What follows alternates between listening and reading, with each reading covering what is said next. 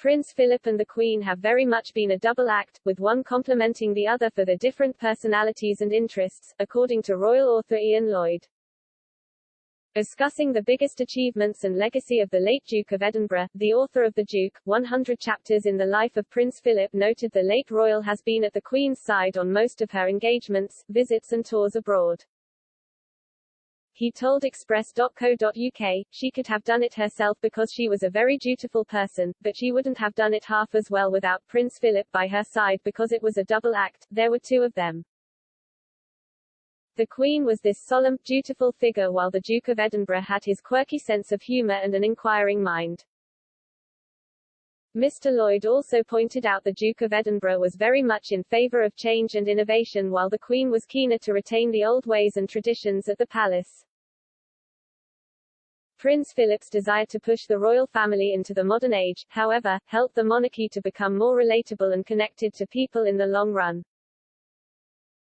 The author said, the Queen was a bit like her mother, a conservative person, so she didn't automatically embrace change. But Prince Philip was very much for change. Listing some of the changes supported by Prince Philip, Mr. Lloyd said, for instance, in the late 1950s there was a lot of criticism about the Queen being old-fashioned. So they changed a few things, including dropping the débutante's presentation, something dating back 200 years, and they replaced it with informal lunches, so the Queen could get to meet people from various industries, the arts, and so on.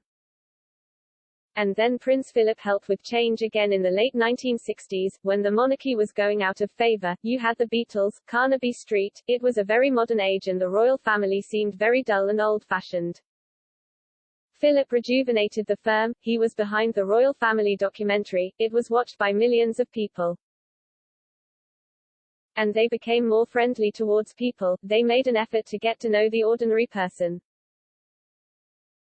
And also with television, the Queen is not a natural performer, she is not naturally good in front of the camera, but he taught her how to embrace the new medium. The TV allowed her to get access to millions of people who would have never otherwise seen her.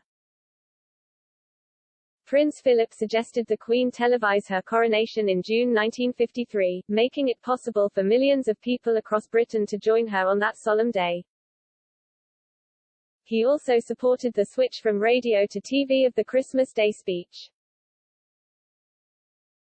While the Duke of Edinburgh was pivotal in supporting the Queen, Her Majesty also made sure her husband had a prominent role in her family, with the double act continuing behind the scenes. Mr. Lloyd noted, when she became Queen it was very unusual for a man to play the second fiddle. Therefore she made sure that while she was being the head of the country he was the head of the family. He was in charge of the children's education and their development. It didn't always work. Prince Charles hated Gordonston, which had been very good for Philip. But I think they were taught service and hard work. Prince Philip and the Queen got married in November 1947, when she was still the heir to the throne. The Duke of Edinburgh continued his promising career in the Navy until the death of 1952, after which he decided to give it up to dedicate his life to the Crown and the new Queen. Throughout his life as a public servant, he carried out more than 20,000 solo engagements and accompanied the Queen in several tours across the Commonwealth and the world. The Duke died on April 9 at Windsor Castle, and his funeral was carried out the following week, on April 17.